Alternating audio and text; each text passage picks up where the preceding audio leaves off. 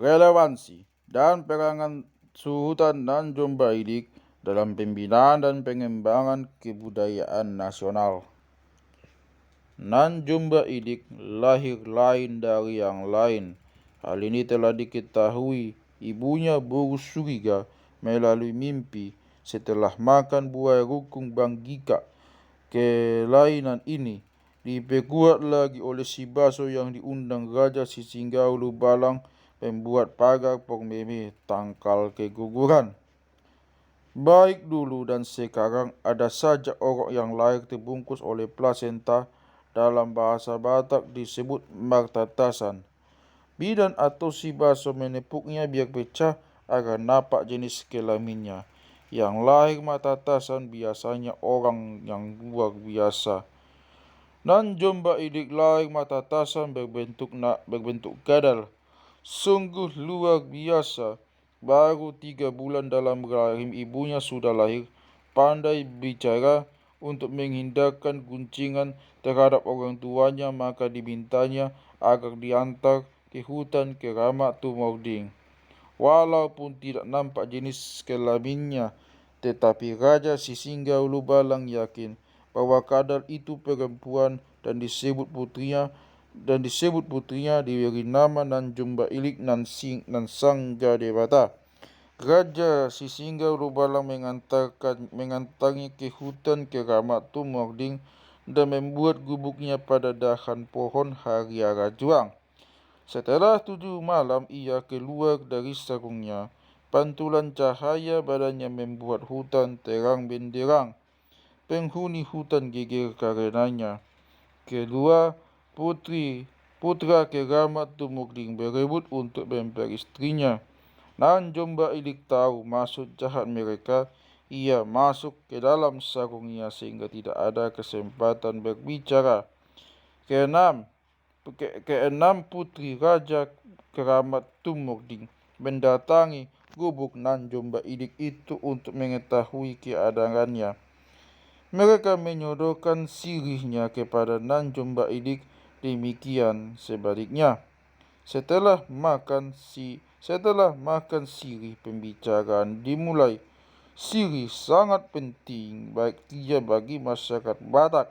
Persembahan kepada Mula Jadi Nabolon pencipta alam semesta, minta rahmat untuk keselamatan dan kesejahteraan. Setan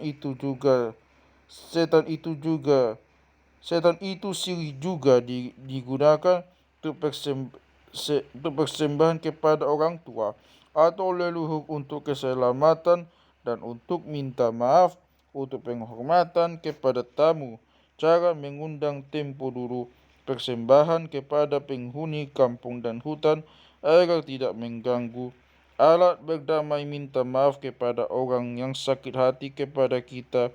Untuk dialog adat perkawinan, pihak pengantin laki-laki menyodorkan kepada pihak pengantin perempuan di samping sirih dalam pinggan penukunan. Jika yang berkaitan tidak makan sirih, cukup puan dijamah. Pinggan penukunan, pinggan dialog adat isinya beras, daging sepotong, sirih dan uang 4 lembar. Makna sirih itu lambang terima kasih kepada pencipta alam semesta. Di samping itu, bapak-bapak, ibu-ibu makan sirih selesai makan. Di samping itu, bapak-bapak, ibu-ibu makan sirih selesai makan dan sewaktu istirahat kerja. Keelam putri keramat Tumording dan putri keramat Sohalopuan diajar menganyam paun, tampil tikar dan sebagainya, berikut dengan motif-motif yang indah tanpa mengharapkan imbalan. Demikian juga Mertiang Omas, putri keramat Sohalopuan, mengajak perempuan-perempuan di kampungnya menganyam. Selain itu, Nan Jomba Ilik mendidik putri keramat untuk mandi berlangit dan bersisir.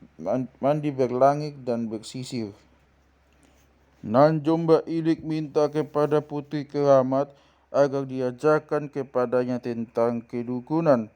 Putri keramat memberi ilmu itu kepada Nan Jomba Ilik. Seterusnya ilmu yang dipelajarinya itu kepada Om Bun, kepada suaminya dan kepada adiknya magpayung langit dogma pengasih, pagar pertahanan badan dan kampung persili dan amulet.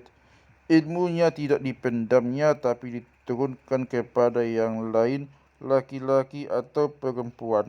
Nampak tidak ada emansipasi sebagaimana dalam negara kita. Dengan demikian, banyak wanita-wanita Indonesia memegang jabatan penting, menteri dan duta, dan dalam aspek kehidupan lainnya. Nanjomba Ilik terus belajar estetika dan etika serta mengamalkannya. Rasa cinta terhadap tempat lahirnya dan rasa sosialnya perlu mendapat perhatian, dan Jomba Ilik meramal bahwa akan terjadi begu masa wabah di kampung mereka, maka disuruhnya ombun membuat pagar dan sifat tulpak. Nyatanya kampung mereka terhindar dari bahaya.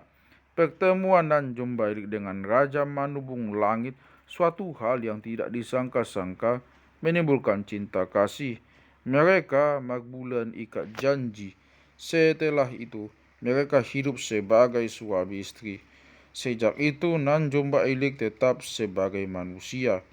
Ikat janji bisa antara muda-mudi, antara pria dan pria, marga dengan marga, kampung dan kampung, antar negara secara bilateral atau multilateral. Sangat ditakuti akibat ikat janji, bisa susah, bisa menimbulkan perselisihan. Ingkar janji antar negara bisa membuat putusnya hubungan diplomatik dan menjurus kepada perang. Mancanegara akan memihak kepada yang setia akan janji. Muda-mudi yang akan kawin didahului dengan janji. Orang Kristen magpadan di gereja yang beragama Islam akad nikah di depan Tuan Kali. Nanjomba Ilik dan Raja Manubung Langit kawin sumbang, bapak mereka abang adik. Suatu hal yang terlarang menurut adat Batak. Hukumannya dikucilkan dari rumah, dari kampung dan lingkungan adat. Untuk jalan keluarnya, Raja Sisingga Ulubalang mufakat dengan adiknya Raja Manusang Langit dan memutuskan mereka membangun kampung sendiri terpisah dari kampung orang tua. Namun demikian tidak berarti kawin sumbang itu telah disetujui, melainkan tetap terlarang. Membuat perkampungan tempo dulu adalah untuk peningkatan pendapatan dan untuk menjadi raja karena tidak ada kemungkinan untuk menjadi raja di tempat yang lama. Untuk menentukan lokasi perkampungan harus diteliti dahulu kesuburannya, sumber air harus dekat dan sebagainya. Jika sudah dapat rumput atau lalang disimpul sebagai pertanda agar jangan diambil orang lain. Pada hari yang dipilih pemilik perkampungan, dukun beserta rombongan pergi ke lokasi itu dengan posisi berjalan.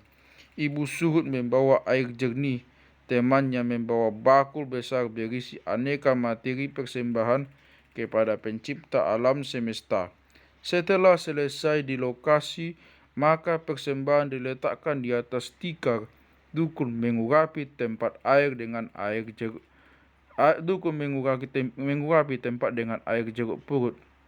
Kemudian Surut berdoa kepada Mula Jadi Nabolon dan kepada leluhur minta berkah agar sejahtera menempati perkampungan itu. Kemudian dukun berdoa. Mereka pulang setelah selesai berdoa. Besoknya Surut membuat gubuk yang disebut ruang tano sambil membuat parit tembok yang dibangun rumah tempat tinggal menetap.